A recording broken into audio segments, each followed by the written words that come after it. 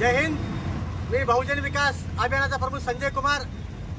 गेल्या 27/10/2025 पासून ते आजपर्यंत आमचे बहुजन विकास अभियानाचे संघटक मानसिक पवार हे उदगीर नगरपालिकेला अंधारात ठेवून 19 बोगस गुंठेवारी प्रमाणपत्र काढणाऱ्या मुनीर कुरेशी आणि नगरपालिकेचे तत्कालीन कर्मचारी सलीम उस्ताद यांच्यावर फौजदारी गुन्हे दाखल करा या मागणीसाठी आजपर्यंत आमरण उपोषण करतायत।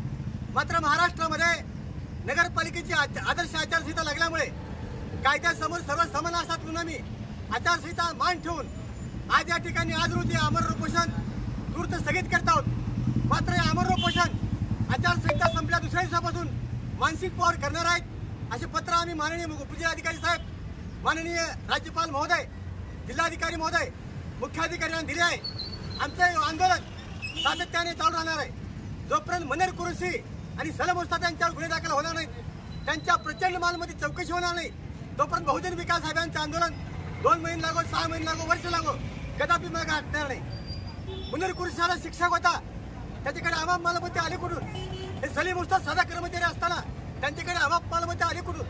त्या नगरपालिका अंधारात ठेवून करोडोची मालमत्ता त्यांनी जमा केली। त्यांच्या या अमाप मालमत्तेची चौकशी झाली पाहिजे।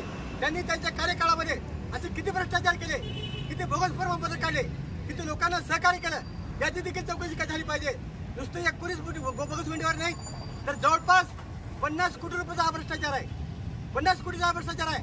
आणि या सर्व भ्रष्टाचाराची वेगळी समिती नेमून जोपर्यंत कारवाई होणार नाही, कारण आता 1 महिना प्रशासन राज्य आहे, नंतर नगरपालिका अस्तित्वात आल्यानंतर आम्ही सर्व प्रकरणाची सखोल चौकशी होईपर्यंत या आंदोलनातून आम्ही कदापि त्यांच्या पैशाला, त्यांच्या धमकीला, त्यांच्या राजकीय वलयाला आम्ही कदापि भीक न घालता हे आंदोलन मानसिक पवार सातत्याने चालू ठेवणार आहेत। सांगू इच्छितो जय हिंद।